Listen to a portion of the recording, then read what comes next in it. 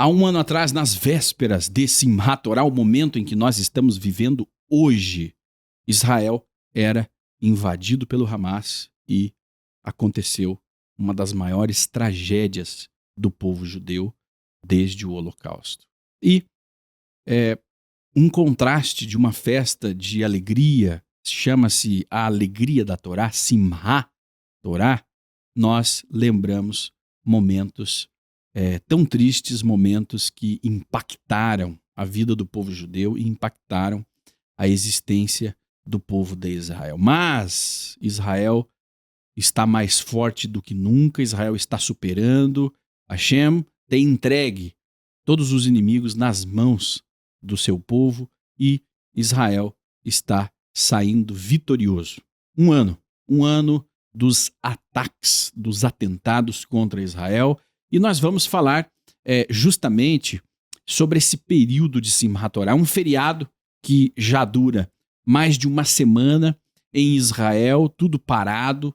Israel está na iminência de retalhar o Irã, que o atacou no dia 1º de outubro. E Israel está esperando o feriado terminar, dada a importância deste momento. Então, para aqueles que pensam e dizem, afirmam que o Israel, aquele Israel da Bíblia, ele não existe mais, vocês nunca estiveram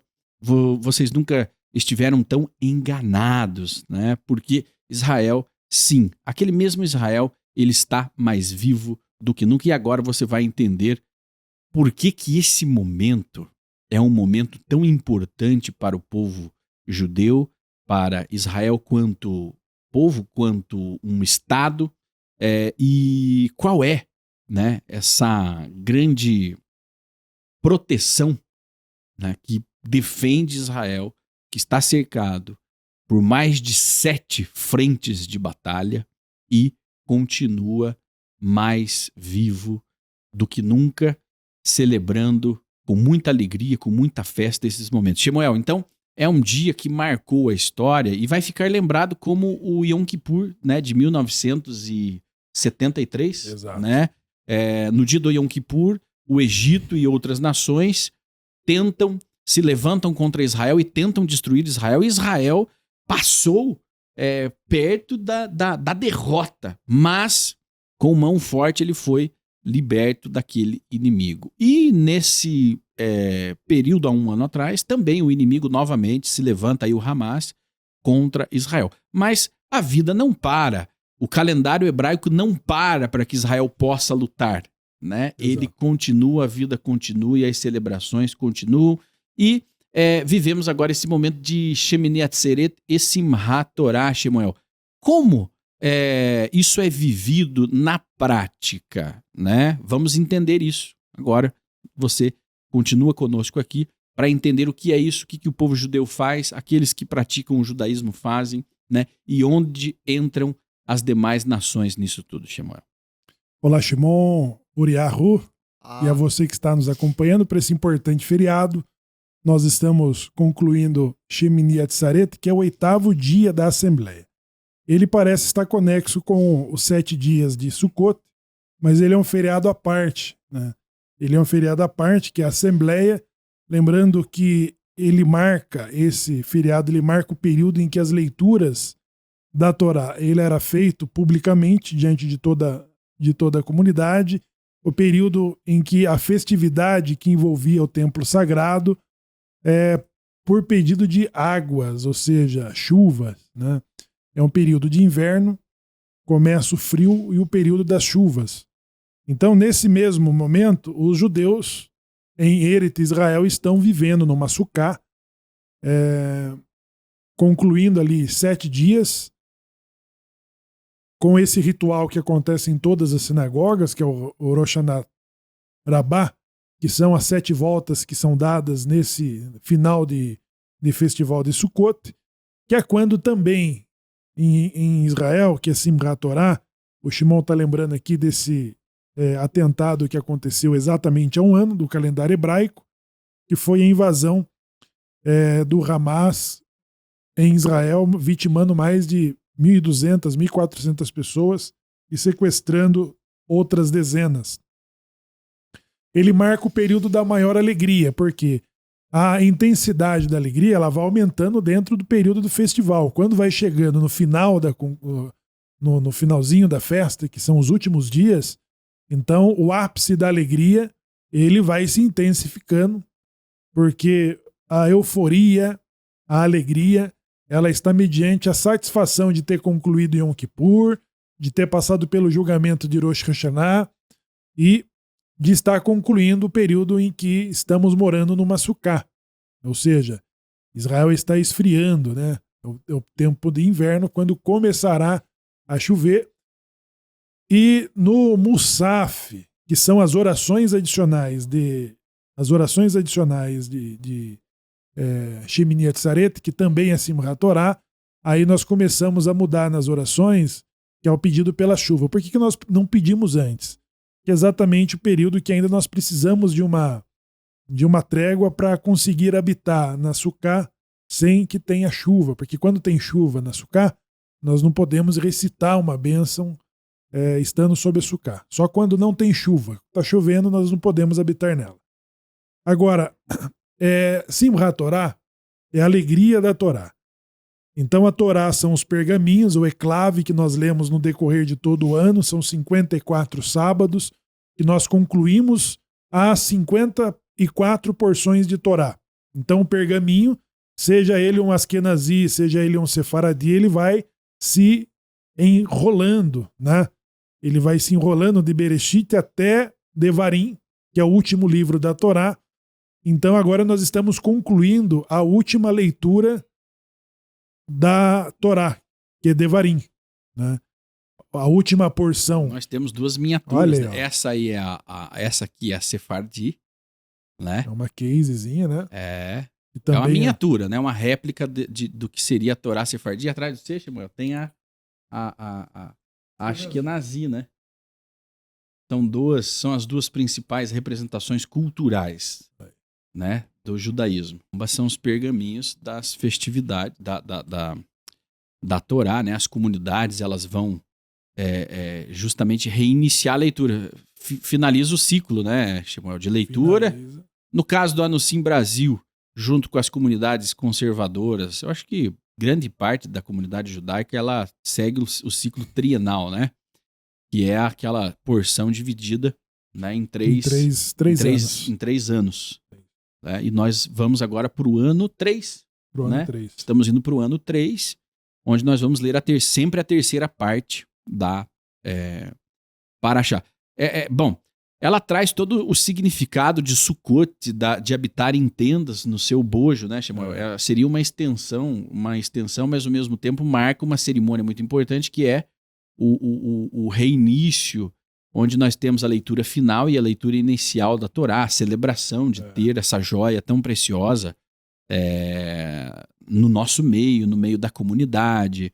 As crianças, elas se aproximam, elas dançam com a Torá. As mulheres também têm a oportunidade de dançar com a Torá. Ou seja, é o amor. Nós lembramos do amor que nós temos pela palavra de Deus, que ela é transcrita aqui, fisicamente, nesses livros sagrados. Né? O rolo é o que há de mais sagrado na sinagoga, né? Que é o rolo da Torá.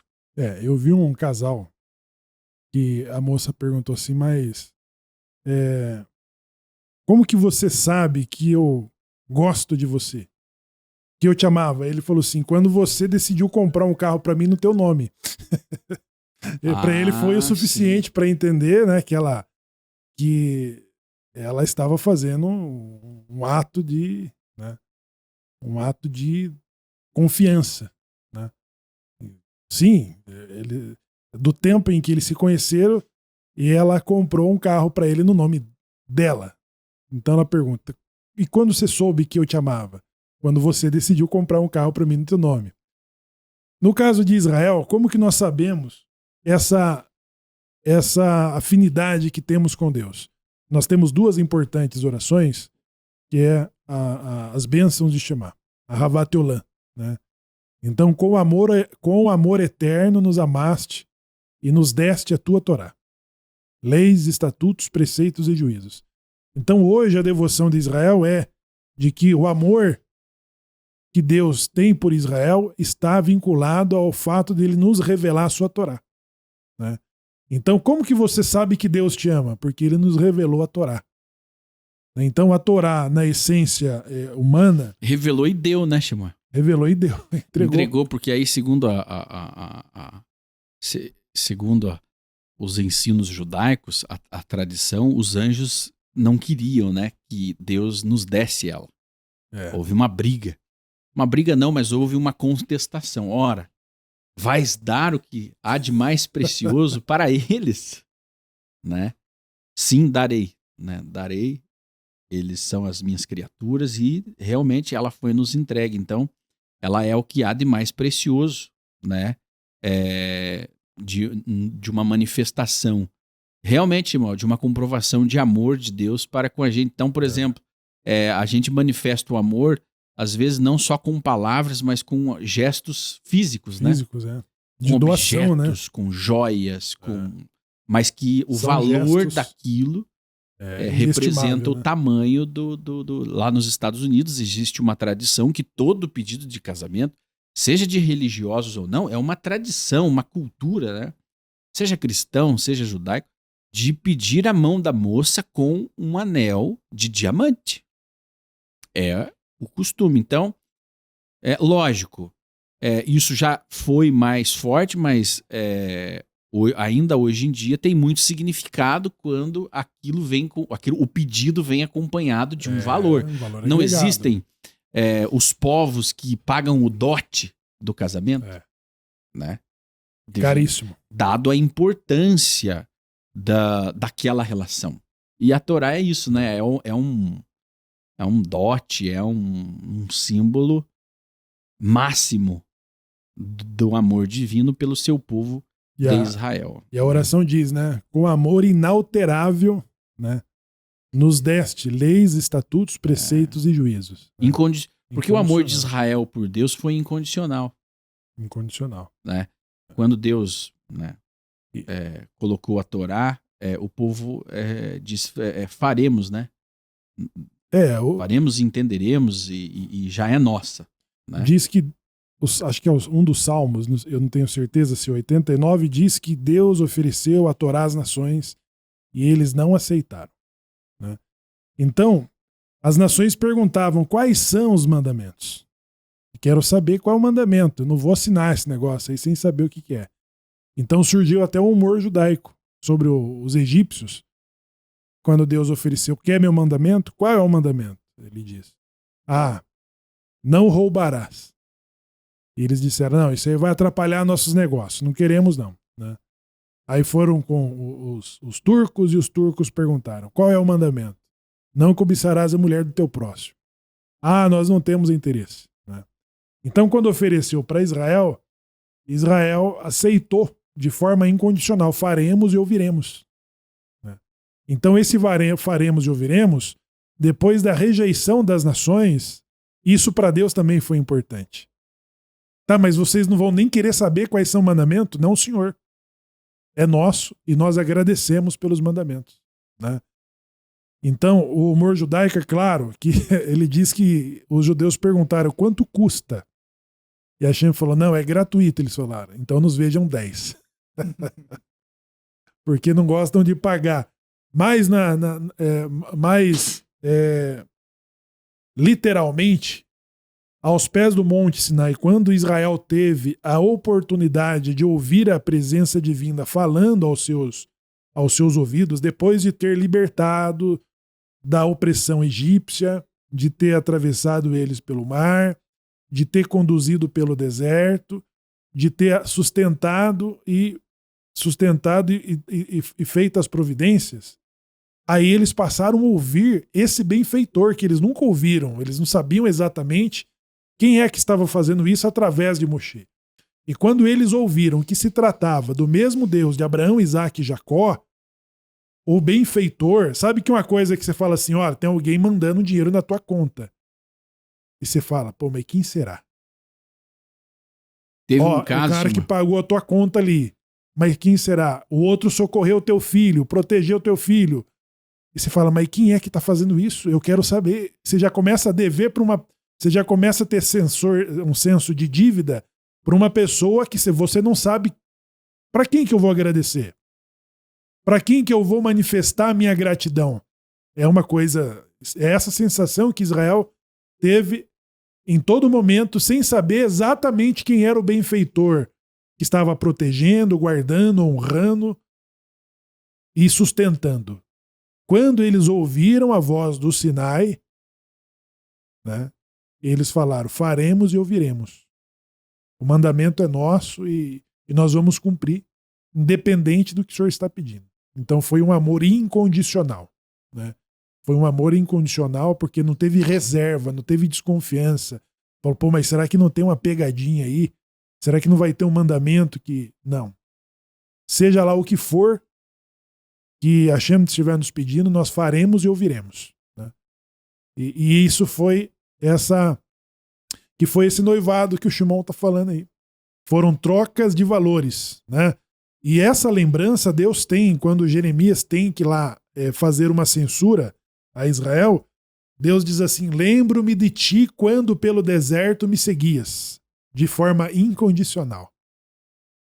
Né? Quando noiva, lembro-me de ti quando noiva me seguias pelo deserto. Ou seja, que noiva que segue um noivo no deserto? Estar no deserto é porque ele não ofereceu nada, ele não deu nenhuma pré-condição. Ele não deu um dote que levantasse a cobiça da família ou dela mesma de falar, não, serei tua esposa. Não. Então Deus está falando de uma noiva que não tinha ambições, ela não tinha pré-condições para se tornar noiva ou para segui-lo, mesmo que no deserto onde não se produz nada. Então a memória que Deus tem de Israel é essa, no momento em que ele estava ali à total disposição divina, tipo sem desconfiança, sem reserva, confiando que Deus não tinha nenhuma maldade, senão o bem para Israel. Faremos e ouviremos, né? Que é o que representa para nós, essa festa de Simhat Torá. Nós não poderíamos ter feito em Shavuot, que é no dia em que Deus nos fez a outorga da Torá, né? E por que nós celebramos em Simhat Torá, né? Então, pois é, e a leitura ela não começa no Rosh Hashanah, né? Ela poderia ter o ciclo de finaliza no último dia do ano e começa o Bereshit no primeiro dia. Exatamente. Né? E ela vai acontecer quase um mês depois. Né? As finalizações, os entendimentos das festas, as purificações. Porque realmente é um reinício, mas para nós reiniciarmos o entendimento divino, a gente precisa reiniciar a alma primeiro, né? Precisa estar ali com a mente renovada para aí, então, reiniciar o estudo, porque todos os anos nós revisitamos a nossa história, né? E a cada ano nós conseguimos tirar conceitos e é uma coisa mágica, inclusive, né? Porque ela se atualiza, não há um ano de leitura que a gente fale assim, olha, não há o que tirar daqui. E veja, o que está acontecendo aqui não tem nada a ver com o que nós vivemos hoje. Não, você começa a ler a Torá e falar sobre ela tem um contexto impressionante que ela se atualiza com o que está acontecendo agora, nesse exato momento. E foi entregue há mais de 3.300 anos. Então a manifestação divina se atualiza e nós não percebemos, nós só vivemos ela. Só. Exatamente. Nós não percebemos, não há uma, né? Ela apaga, aí ela é escrita de novo, atualizada para que nós consigamos entender ela, a linguagem dela, ela se mantém desde os primeiros dias, a mesma linguagem, a mesma lei, mas nós temos a habilidade. Só que é o seguinte, Samuel, só tem habilidade para entender ela atualizada quem está ligado ao pacto de Abraão. Quem é circuncidado, porque quem não é circuncidado chama ela de Velho Testamento e de uma lei já abolida e abandonada. Por quê? Porque não consegue enxergar a essência atualizada dela. Então, ela é venenosa, ela é amarga, ela é violenta. Eu vejo pessoas comentando que, ora, a lei mata. O Deus de Israel é um Deus extremamente vingativo. Todos os dias nós ouvimos isso, inclusive, né? Por quê? Porque aqui na Torá tem a pena para quem transgredia, para quem matava, para quem roubava, para quem, né, desobedecia à lei. E essas pessoas só estão presas a uma linguagem, né, do passado. Elas não conseguem, simplesmente a mente está bloqueada e ela não consegue compreender a Torá hoje. E o quanto essa lei, essa essência divina, ela consegue elevar a sua vida, elevar a sua alma. Realmente, a compreensão é só para os circuncisos, aqueles que estão ligados ao pacto, têm a venda dos olhos removida e tirada. Exatamente, irmão. A pessoa incircuncisa, ela tem um bloqueio. Ela não vai compreender as palavras de Torá. Então ela está olhando a severidade da Torá. Isso. Ela só consegue... é para afastá-la, né? Porque não é para... Isso aqui definitivamente, né, Shemuel? Não é para quem não entra no pacto. Porque o rapaz lá do Novo Testamento, ele livrou uma mulher de ser apedrejada lá dentro da metáfora, né? Aquilo ali é uma metáfora cristã. E então eles conseguem viver um contexto de vida dentro dessa filosofia, mas o olhar para a Torá há um bloqueio. A incircuncisão.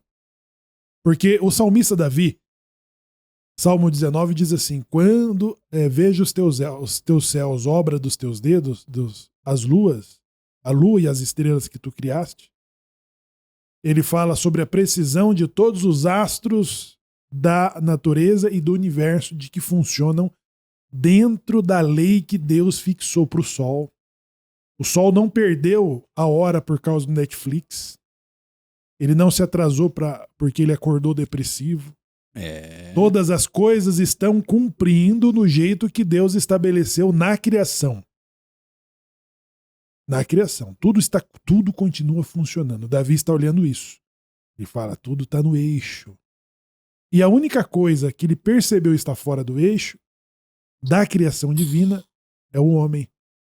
O homem é o único ser que não está cumprindo as leis que Deus determinou na sua criação, que é as leis da natureza, né?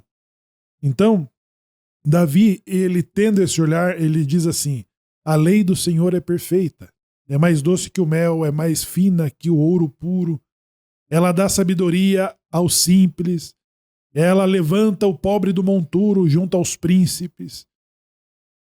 Então ele vai fazendo todos os atributos da Torá e diz assim: e se não for a tua lei, quem me poderia fazer compreender os meus próprios erros? Então, os nossos erros são frutos de alguém que não está andando de acordo com a lei divina. Então, quando eu conheço a lei divina, eu passo a me conhecer. E quando eu passo a me conhecer, eu passo a entender mais sobre Deus. Porque a proposta da criação de Deus sobre o homem é de fazê-lo de acordo com a sua imagem e semelhança. Então, a Torá, de que eles chamam de Velho Testamento, ela, na verdade, ela traz todos os atributos divinos. A misericórdia, a severidade, a justiça, a equidade. Todos esses atributos, Deus diz, faço o homem à minha imagem e semelhança. Quando nós nos afastamos da presença divina, nós saímos do eixo. Somos o único ser da criação que funciona fora do eixo que Deus propôs na criação. E quando Deus quis consertar isso, o que ele revelou? A sua Torá. E é o que Davi diz. Se não for a tua lei, a sua Torá, quem poderia me fazer compreender os meus próprios erros? Né? Então, quando eu compreendo os meus erros, eu consigo me aperfeiçoar. Eu consigo me elevar. E cada vez que eu me elevo, eu vou assumindo os atributos divinos. Eu vou me parecendo mais com Deus, né? Eu vou tendo uma elevação. Esse é o efeito da Torá. E aí, o bloqueio, o Uriarro, o bloqueio de alguém incircunciso, a incircuncisão é a insensibilidade, é uma kelipá, é uma impureza que impede a pessoa de ver o reflexo de seus próprios erros. Ela é incapaz de enxergar isso. Por quê? Foi facilitado. Tem alguém que tem a disposição de pegar os erros dela e levar para algum madeiro. Entendeu? É uma filosofia. É diferente. Então isso se torna um bloqueio, uma incircuncisão de não compreender a Torá olhando somente para a severidade da lei, que é parte, né? É parte de todo o nosso sistema. Essa aqui é uma miniatura da Torá, do rolo da Torá, e ela foi entregue para o mundo, para o ser humano, de uma forma perfeita. Lá em Êxodo, capítulo 20, quando o Eterno vai dar os 10 mandamentos, é interessante notar que a Torá não tem só 10 mandamentos, mas o Eterno deu de uma vez 10 mandamentos. O total dá 613 para sacerdote cumprir, para viúva cumprir, para quem tem gado, quem tem terra, e assim vai indo para cada situação da pessoa. O interessante notar é que ao todo dá 613 mandamentos. Daí, quando os sábios vão contar, dá 611 e falta 2. Aí que vai estar o jogo. Se você pegar a palavra Torá, ela vai conter a numeragem de 611. Aí você pergunta, mas não é 613? Aí que tá. Se você vê em Êxodo capítulo 20, quem entrega o primeiro mandamento não é Moshe, é Deus. Deus entrega o primeiro mandamento, Asher Anohim, e Deus entrega o segundo mandamento. E o povo fala, Moshe, Moisés, fala por nós, porque nós não aguentamos. Aí daí Moshe deu 611. O Eterno entregou 2 diretamente.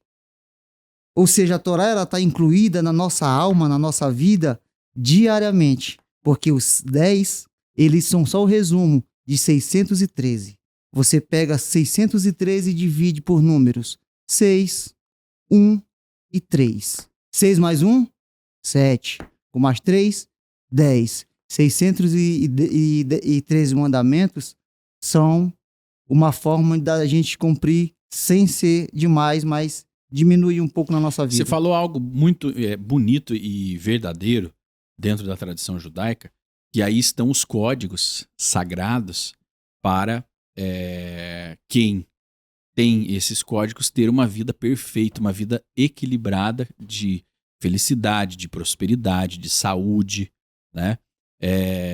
E justamente é preciso entender esses códigos, né? Ter os olhos abertos para eles, para poder enxergar, porque tem um mentor muito famoso no Brasil, né? Até ele foi candidato aí nas eleições, mas tirando todo esse período aí que chamou até uma atenção negativa, mas ele falava muito sobre os códigos, né? E sobre instalar códigos na mente.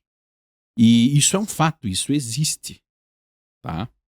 Ele usou de forma bastante propagandística, né, ali do que ele queria levar para as pessoas, porque ele estava instalando códigos na cabeça das pessoas e fazendo ali um septo de seguidores. Mas quando você entende, né, e aí o estudo, a tradição, a religiosidade, a espiritualidade são chaves que vão liberando nossas mentes para entender esse código perfeito de equilíbrio e prosperidade, né? Então, sim, existe um código. Porque se você não consegue ver isso como o povo judeu vê, existe uma diferença clara. É normal.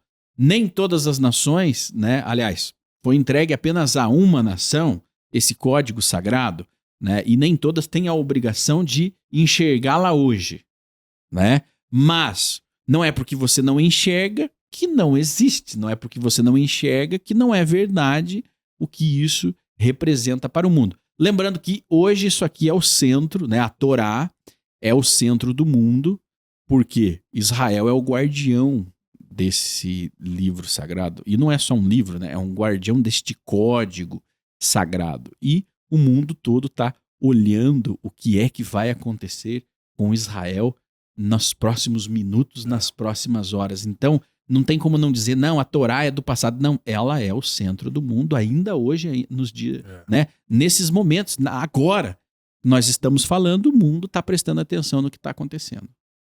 Exatamente. Então, esse código, né? Esse código que é a percepção que Davi teve, né, sobre o autoconhecimento.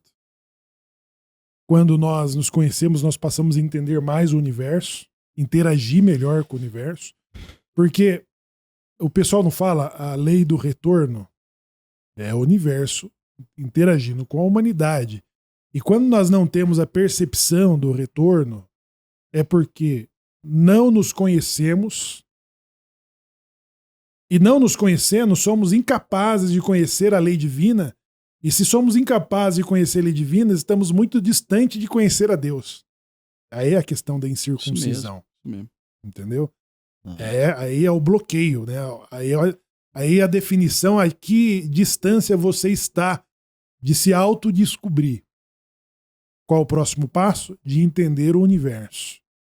Qual o próximo passo? De entender a lei divina e de conhecer a Deus, né? Então essa compreensão, que é os códigos ou as chaves que nós vamos acessando. Essa evolução aumenta a nossa interação com o universo. As estratégias, a coragem, a alta confiança, de forma que o universo ele começa a interagir e para os outros incircuncisos isso se torna milagre. Entendeu? Por que algumas pessoas têm habilidade de manipular? Não se trata de manipular, mas por que a natureza ela atende algumas pessoas e outras não? Por que ela responde de forma positiva para umas pessoas e para outras não? Não é? Moshe não é o revelador, o legislador da Torá, mas ele não tinha ali um autoconhecimento. Deus tinha que estar falando. Na verdade, foi mais o esforço de Deus em se aproximar de Moshe do que Moshe de Deus. Né? Ele fala, não, mas eu sou menino, eu sou gago, eu não sei falar. Então, ele é sempre um passo de insegurança. Mas Josué, que era aluno de Moshe, esse não. Esse falava, o sol parava. Esse falava, o rio... E isso existe até os dias de hoje. Veja, você deve ter ouvido falar, o Uriarro também, você que nos acompanha, alguém dizendo assim, por que tudo dá errado comigo? Tudo quebra na minha mão. Eu chego, tudo começa a estragar. É isso. É essa capacidade de lidar com o universo. E quanto mais bloqueada é a mente do ser humano, menos ele tem a capacidade de lidar com as coisas. E aí é que as coisas não dão certo na mão dele, porque as pessoas esperam, Shemuel, realmente a manifestação divina através da abertura do Mar Vermelho. Né? As pragas, a transformar o dia numa escuridão total, a água em sangue. Só que no dia a dia dela, ela tá se ferrando. Tudo que ela pega arrebenta, não vai pra frente. Se ela compra um carro novo, ela bate, ela risca. Vem alguém, né? Vem ali alguém e danifica. Se ela tá fazendo um trabalho, dá errado, ela toma prejuízo. Exato. E desiste. Tem aqueles que vocês olham e observam. Puxa, esse cara... Você já ouviu aquele ditado? Aonde ele toca, vira ouro? Nós temos um ilustre brasileiro judeu, Senor Abravanel, Silvio Santos, que ele era visto dessa forma pelo brasileiro. Poxa, esse homem, tudo que ele faz dá certo, tudo que ele faz prospera. E o próprio Silvio Santos dizia, eu tenho sorte. Eu não trabalhei tanto, eu tenho sorte. Por quê? Ele sabia interagir com o universo. E quando as coisas estão dando certo para você, é porque você está aprendendo a interagir com o universo. Você está conectado com o Criador. Está conectado. Porque quando não há conexão, ou quando essa conexão está ali no 3G, né? Não está no 5G, está no 3G. E ela vai e volta, e aí o disco arranha. Tem instabilidade. Tem a instabilidade. E Davi tinha essa conexão. Então Davi, quando chegou o momento de falar assim, é muito usado, né? O conflito do Davi com Golias, né? Ele tinha o olhar para a resposta que o universo tinha, ele não estava olhando a estatura do cara ali. Ele estava olhando a afronta que ele estava fazendo, e ele diz assim: como que esse incircunciso afronta o nosso Deus? Entendeu? Esse incircunciso não é nada.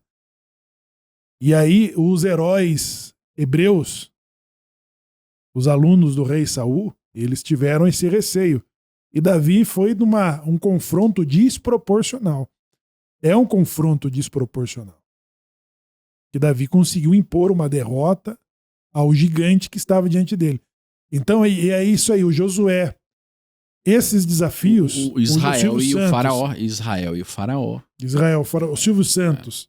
Nós estamos falando, as pessoas falam ali sobre seus feitos. Mas quem se dispõe a inclinar o olhar de como tudo começou, ele vai ver que ele teve os mesmos gigantes. Ele teve que vender carteirinha. Ele foi preso, de baixo, ele perdeu todo o dinheiro, começou de novo, foi passado para trás. E ó, a família dele teve os bens tomados, né? Em vários momentos, várias gerações tiveram tudo que tinham roubados. Então, mas aquela resiliência e aquela capacidade de interagir com o que chega para você. Você tem essa capacidade de interagir com o que chega para você? Ou você se esconde? Não, eu não quero, eu tenho medo. Não existem perfis que temem o mundo, temem tudo. E aí o gigante Golias aterroriza, né? Puxa, eu não consigo. Eu nunca fiz. Não é possível. Não vai dar certo. E existem aqueles corajosos. Deixa eu ver o tamanho desse gigante aí. Vamos ver o tamanho da pedra que eu vou precisar utilizar. E é interessante notar que quando Davi vai se encontrar com Golias para esse confronto, ele pega 5 pedras. Se você prestar atenção, Golias tinha 5 irmãos, ele mais 4. A intenção de Davi não era apenas matar Golias. Se viesse mais 4 gigantes, ele matava também. O último gigante era o nome Lamele. Diz que ele tinha uma característica muito horrível. Então, quando Davi vai juntar a pedra, ele pega 5. E Golias tinha 4 irmãos. Ele estava preparado não para matar um gigante, mas 5. Vai 5. E é interessante, que vem os outros, né? É interessante notar de Davi e a Torá é que quando Davi vai morrer, o Eterno avisa para ele. A tradição judaica diz que o Eterno vai morrer e vai ser no sábado. E quando chegava o sábado, ele se agarrava ao rolo da Torá, os pergaminhos, e estudava o sábado todo. E como ensina a própria Torá, se você estiver agarrado com ela, estudando ela, isso não vai livrar você da morte, mas vai adiar, vai afastar a morte de você.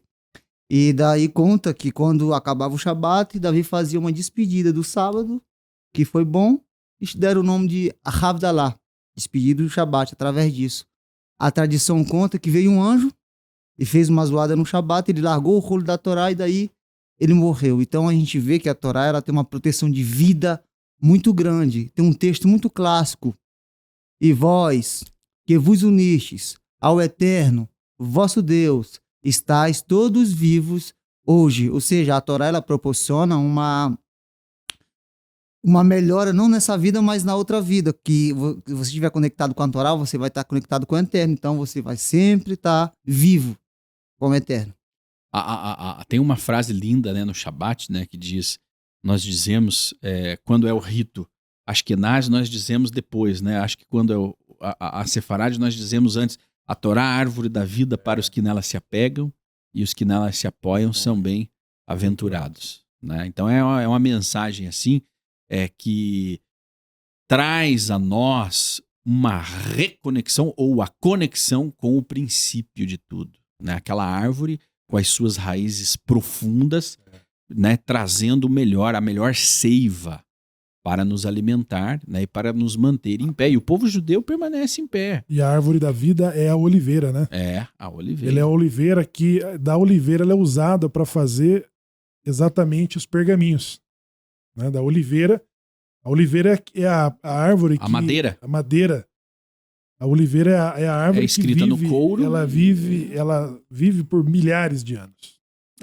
Ela vive milhares de anos e dá fruto na sua velhice. Entendeu? Uhum. Ela produz vida. Então, quando esse salmo de Davi dá fruto na velhice, né? Puxa vida. Ela é a árvore da vida aos que nela se apegam, né? Davi. Aos que nela se apegam e os que nela se apoiam são bem-aventurados.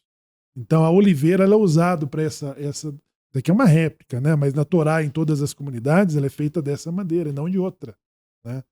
Como também a da Case também é usada essa madeira e não outra. Tem aqui, né? As madeirinhas. Que remete à durabilidade das pessoas que se apegam à Torá, de que quando chegam lá com 5, 6 mil anos de vida, ela ainda está produzindo. Ela está dando frutos ainda. Isso representa, como a gente está falando da festa de Simchat Torá, a alegria da Torá, a gente vai recomeçar e ler a Torá novamente. A gente vê que o profeta Isaías, Yeshayahu, ele fala uma profecia sobre o estudo da Torá. Ele fala que nos últimos dias as pessoas vão ir atrás de pão e leite. A Torá é comparada com pão e leite. E os nossos sábios escreveram um livro há mais de 2000 anos e conta que nessa geração, cada esquina você vai ouvir sobre a Torá. Eles contam que essa geração vai ter uma facilidade de estudar a Torá como nem a geração do deserto estudou. E isso está acontecendo agora. Tá, e é baseado em Isaías. Isso está acontecendo agora. Porque, veja, ela estará em todas as ruas. A internet. A internet. Hoje ele estuda a Torá na televisão zona dele de 60 polegadas, lá na sala. Nossa. Ele não precisa se deslocar, ele está nos ouvindo agora. Ele pega o telefone, ela está em todos os lugares. Nunca houve tanta facilidade. E ao mesmo tempo, nunca houve tanto interesse no mundo. Principalmente aqui no Brasil, onde nós estamos, dos povos, Shemuel. Nós temos aí, inclusive, novas religiões surgindo pelo interesse nisso. Exatamente. E se a gente for prestar atenção, o mundo hoje se baseia na agilização da Torá. Isso. Por exemplo, não vai roubar num país, lá não pode, vai matar, lá não pode. Ou seja, os países do mundo todo, e antigamente não. Antigamente era tudo perverso, mas os nossos sábios, baseados em Isaías, nas profecias, fala que o mundo ele vai começar a cumprir Torá. E os países cumprem realmente suborno, roubo, tudo isso aí tem punição e justamente da Torá. Cuidar dos animais, cuidar da natureza. Isso, tudo. Né? O respeito. Respeito pelas mulheres, tudo. Existe um mandamento na Torá que o Eterno fala assim, quando vocês fazem uma casa de andar, vocês têm que colocar o quê? Um parapeito. Um parapeito. Mas o Eterno não estava falando só para aquela geração. O Eterno está dizendo para o mundo todo a importância da vida. Hoje tem prédios. E é lei. É lei. Você não constrói aí casas, não constrói nada. Você não tem um alvará se não tiver no teu projeto o parapeito. Então é maravilhoso. E a nação que não tem Torá, ela é perversa. Nós vemos hoje. Verdade. A nação que não tem Torá, que não tem os valores, Shemuel. E aí entram os valores, né? Que estão sendo tão ameaçados por esse terror que está tentando tomar o mundo. São esses valores aqui, que mantêm um equilíbrio da sociedade. Exato. Então, conhecido como os valores judaicos cristãos, né? Porque, na verdade, o judaísmo é a primeira das religiões monoteístas. Depois vem o cristianismo e depois o islamismo. Né? Essas duas outras religiões têm patriarcas que descendem dos nossos patriarcas. Esaú, descendente do nosso patriarca Isaac. Ele é o patriarca do cristianismo do Ocidente. Ismael é descendente direto de Abraão, que é o patriarca do islamismo, da religião muçulmana, né? Então esses povos, eles trouxeram os seus valores para o mundo, a sua contribuição para o mundo, né? E aí Bilã falava da alternância. Quando você prevalecer, Jacó, Esaú estará embaixo. E quando Esaú prevalecer, Jacó estará embaixo. Então, nesses 2000 anos de exílio, né, o cristianismo e o islamismo estiveram fazendo o seu papel no mundo. Então, quando você considera a evolução da humanidade, quando você fala a Idade Média, você tem, antes disso, a história antiga em que o que regia a sociedade é o que vocês estão falando aqui. Um país que não tem Torá, ele é bárbaro. A Torre de Babel, né, Shimon? Torre de Babel. Torre de Babel, a geração do dilúvio, ela só foi se afastando, e aí já não, ninguém era mais de ninguém, é de ninguém, todo mundo é de todo mundo. O que os Incas e os Incas aqui na América civilização moderna, né? Uma civilização moderna que deixou ali uma grande cidade antiga. Cadê eles? Eles foram consumidos porque eles eram bárbaros. Eles foram consumidos pela lei do universo, da natureza. E, bom, se pegar a história no mundo, de todas as nações que existiram, as civilizações, de todas elas, quem restou desde lá até aqui foi Israel. Por exemplo, o Egito levou Israel. Cadê o Egito? Está em ruínas. Babilônia levou Israel. Cadê a Babilônia? Só tem história. Os Incas levaram Israel. Outros levaram Israel. Todos os povos ali da região que levaram Israel, cadê? Não tem mais. Mas Israel foi o único povo do mundo que permaneceu desde lá até agora por causa da Torá. E a Torá ela preserva a vida. Muito bem. Shemuel, agora um pouquinho prático desse dia, né? Ele é uma continuação dos dias que nós estamos vivendo, né? Aqui na diáspora nós acrescentamos um dia, em Israel ele é vivido nos 2 dias, Shemini Atzeret e Simchat Torah, né? Se celebra um dia apenas. Aqui Sim. Ele tem uma separação na diáspora, mas há um momento de prática disso, né? De tradição, de cultura, Sim. que é basicamente ali a cerimônia com a Torá, né? Que Exato. É aquele cuidado, aquele carinho, aquele olhar para a Torá, onde nós rebobinamos o rolo da Torá, né? Voltamos ele para o Bereshit, onde fazemos a última leitura e a primeira leitura, e aí daí em diante seguimos com o novo ano de leitura Exato. E de estudos. O novo ciclo, né? Então, basicamente, as tradições, a principal tradição desse dia é essa, né? Além, obviamente, de tudo isso que nós falamos, da lembrança e da retrospectiva, né? De nossas vidas. Tem o momento do Hatan Torah e do Bereshit, que são 2 momentos lindos, né? São 2 permissões que a congregação faz para que haja o reinício desse estudo, né? Que mantém a comunidade judaica equilibrada e próspera. O Hatan é o noivo, né? O noivo da Torá é a pessoa que, pela consideração da comunidade, ele é chamado para fazer a leitura de Vezot Raberahá, que é a última porção da Torá. É a única que não é lida exatamente no Shabat. Ela é lida em Simchat Torah. Ou seja, depois de Sukkot, é feita essa leitura das partes em que Moshe abençoa as 12 tribos. Moshe abençoa as 12 tribos como Yaakov, o Jacó, havia abençoado momentos antes da sua morte. Moshe Rabbeinu sobe ao Monte Nebo e falece. E as últimas palavras de Torá ela é escrita pelo seu aluno, né?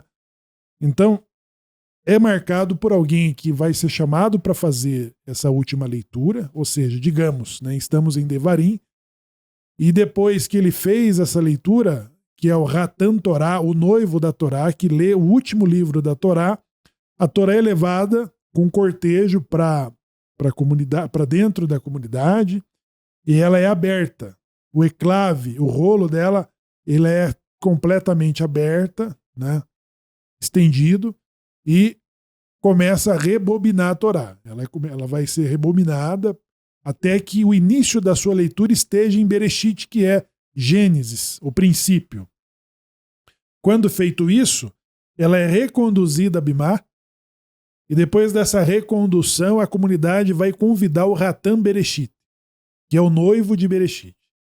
Aí ele vai fazer a leitura dos primeiros atos da criação, né? Que é quando então as crianças são homenageadas, as mulheres, tem a famosa dança da Torá, que a comunidade toda tem a oportunidade de dançar com a Torá, de ter um momento com a Torá, antes dela ser reconduzida de volta para o Aron HaKodesh. E aí no sábado seguinte é feito a leitura da porção Bereshit. Aí nós lemos a porção, cada comunidade de acordo com o seu ciclo trienal ou ciclo anual. Então esses ciclos, a Torá ela era lida publicamente a cada 7 anos. E ela era lida por ocasião de Sukkot. Então, em importantes momentos da festa de Sukkot, nós nos deparamos com as leituras que falam sobre a emoção dos hebreus, dos israelitas, dos israelenses, dos judeus, enfim, que quando ouviam a lei eles começavam a ter emoções, chorar, porque ele só tinha essa oportunidade a cada 7 anos. Depois do cativeiro da Babilônia, os judeus voltam da Babilônia, a grande assembleia, liderada por Esdra, Assofer, o escriba, ele vai organizar o ciclo da leitura como nós conhecemos hoje, né? Em que os 54 sábados do calendário hebraico, ela comporta 54 porções da Torá que nós lemos no decorrer de todo o ano. E em Shemini Atzaret, em Israel, nós fazemos então o reinício da leitura. Depois de ter feito a última leitura, iniciamos com a primeira leitura de Bereshit. Muito bem. Bom, será um dia de festejo. Essas leituras elas são feitas em momentos separados. Tem um encerramento, tem um serviço de Arvit. Geralmente, esse desenrolar ele acontece de forma... Cada comunidade, cada cultura tem a sua forma, né, de fazer essas cerimônias com a Torá, com o rolo da Torá. Mas, basicamente, se mantém ali fazendo esse reinício desse estudo nesses dias. Né? No Arvit, tanto no serviço de Arvit, é o recebimento do Yom Tov. Yom Tov, né, Shemuel? É um dia sagrado, um dia de acendimento das velas. As pessoas perguntam, acendo as velas? Acende as velas nesse dia. Né? Acende as velas e celebra aí mais essa vitória, né? Porque você passar por tantas coisas, né? E apegado, e é uma vitória grande porque passar apegado à Torá e o sentido da Torá não é aquele sentido extremo, né, Shemuel, de puxa, eu sigo, até porque é impossível você seguir tudo que está aqui, porque tem coisa que está aqui que não é para você, né? Se você não está na terra de Israel, a lei da terra já não é para ti. Bom, na verdade, na Torá, na literalidade dela, não dá para todo mundo cumprir. Mas o ensinamento que ela traz em cada mandamento, dá para cada pessoa observar e tentar melhorar na sua vida. Um exemplo clássico que o nosso sábio nos traz é o mandamento que só pode ser cumprido naquele tempo. Por exemplo, o Eterno fala assim, traz 1/10 de flor de farinha de trigo amassada com azeite. 2/10. Bom, para eles medir, tinha que ser 2 vezes, 1/10 e 1/10. E para quem não sabe o que é farinha de trigo, flor de farinha de trigo é uma farinha muito peneirada, muito fina, sem muita sujeira, muito bem cuidada. Então o Eterno queria que levasse lá 1/10, outro 10, e daí tudo bem. Mas se a gente for olhar assim, não tem efeito nenhum, mas tem efeito na vida de cada um. O Eterno estava ensinando para todo mundo que diariamente você tem que se equilibrar. Aí você fala, mas ainda não viu o equilíbrio aí. O Eterno disse, você vai medir 2/10 e você vai medir 2/10. Qual é a letra no judaísmo que representa o número 10? É o Yud. Como é que começa o lado mal do ser humano no hebraico? Yetzirah, com Yud, com I. E o lado bom? Yetze e Yotov, quer dizer, o lado bom. Então, o lado bom e o lado ruim do ser humano começa com a letra I, que é o Y, que representa o 10. Então, o Eterno está falando, equilibra 10, o Yetzirah, e equilibra 10, o Yetze e Yotov. 10 para cada lado. 10 para cada lado. Tem que fazer esse equilíbrio diariamente. E os nossos sábios nos perguntam e ensinam como é que nós não vamos fazer isso hoje e como vamos se beneficiar desse mandamento.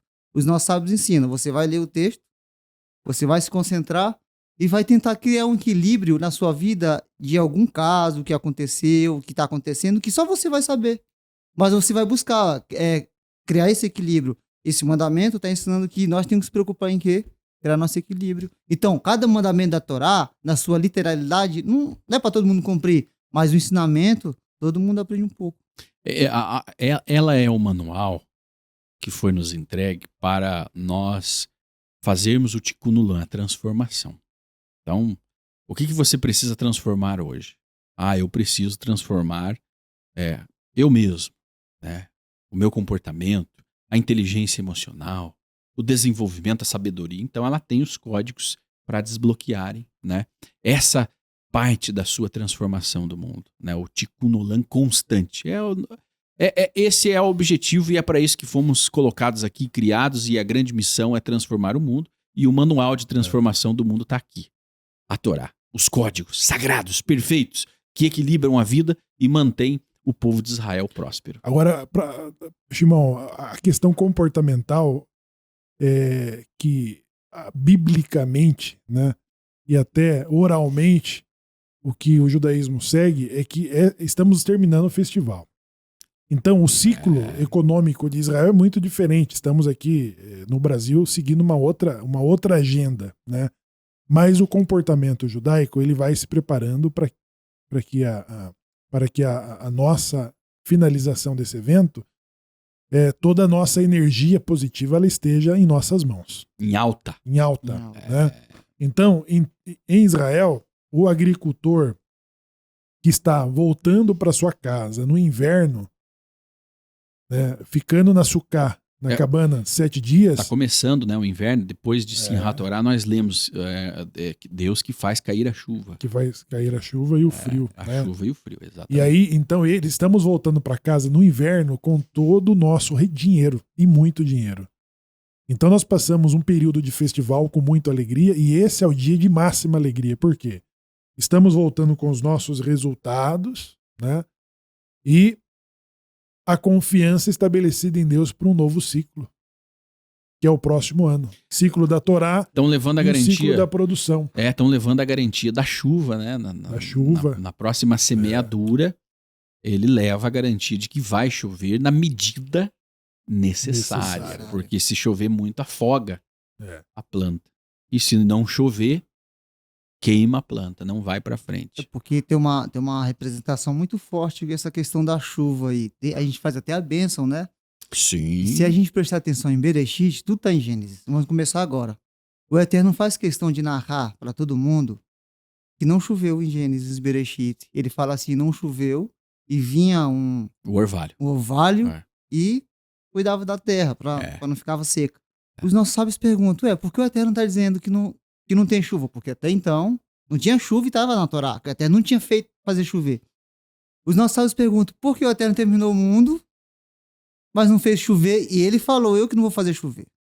É muito interessante notar aqui com o começo da Torá, que é Simchat Torá, e vai pedir pelas épocas da chuva. Bereshit, lá em Gênesis, fala que o Eterno não fez chover. Por quê? Para não pedir a chuva. A gente vai perceber aqui que o Eterno colocou o homem no mundo, mas para finalizar ali, o homem tem que fazer o quê? Um pedido. E o que os judeus vão fazer agora, finalizando a Torá? Fazendo pedido pela chuva. Ou seja, não é só o Eterno não quer dizer para nós que tudo está na tua mão, mas tu vai ter que saber pedir, cuidar e querer. Ou seja, a chuva ela representa tudo em nossa vida. O Eterno fala lá no Shema Israel, que eu darei a chuva no seu tempo. A chuva representa Parnassá, algo positivo de financiamento financeiro. O Eterno fala que vai dar a chuva no seu tempo. Não é qualquer lugar que a chuva vai cair. O Eterno fala que vai ter um tempo da chuva cair. E justamente a gente pede nesse tempo. Vocês estão falando. Exatamente. É o tempo de pedir, ser atendido e influenciar o universo. Né? Então finalizamos o ano com satisfação, com alegria dos resultados, né? E influenciamos o Tribunal Celeste a nos dar um ano de forma positiva. Né? Então, sabe, o dia que nós saímos descontrolado dos ânimos e chutamos o cachorro, aí você fala assim no final do dia, hoje deu tudo errado. É a forma como nós influenciamos o universo. Então, quando da medida lá 10% e 10%, nós equilibramos, nós conseguimos criar um reparo e um equilíbrio para normalizar o dia, né? Estancar lá os desastres. Então, no final do ano, porque essa é a relação, né? A relação de que nós voltamos do final da nossa produção satisfeito com tudo aquilo que colhemos do nosso trabalho. Ou seja, alegria, A alegria, ela movimenta a presença divina. A alegria que movimenta a presença divina. Então, quando você vai presentear alguém, que você leva tempo para escolher um anel, um presente, uma roupa, né, escolher um restaurante para levar aquela pessoa, e ela é surpreendida com isso, e ela demonstra grande alegria, satisfação, surpresa, tal. A pessoa que dedicou o tempo e o dinheiro para fazer aquilo ali, ela fica realizada. Ela fala, valeu a pena cada centavo que eu investi. Então, Deus, da mesma forma, ele tem satisfação quando nós demonstramos isso dos resultados que obtivemos com a ajuda dos céus, né, com a ajuda deles. Que é a mensagem que nós estamos dando em Sukkah, em Abitã na Sukkah. Que nós confiamos na providência divina, né, e que tudo que nós temos e somos pertence e vem dele. E a alegria da Torá. Simchat Torá. Né? Simchat Torá afasta a morte, afasta a tristeza, afasta o prejuízo, afasta a briga. Então todos os maus decretos eles vão saindo mediante a alegria. Né? Nós indicamos aí um filme, Askenazi, que é o Chipzinho. Ele é um retrato perfeito desses feriados, né?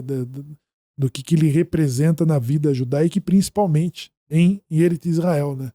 Os dias em que temos que responder.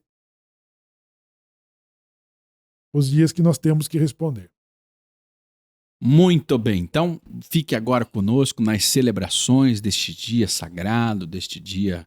Daqui a pouco, né, nós já estamos fazendo as celebrações para lermos o último capítulo da Torá e o primeiro capítulo da Torá. Acompanhe aqui com a Sinagoga Anusim Brasil. Até já! As celebrações para o capítulo da Torá e o primeiro. Acompanhe aqui com a Sinagoga Anusim Brasil.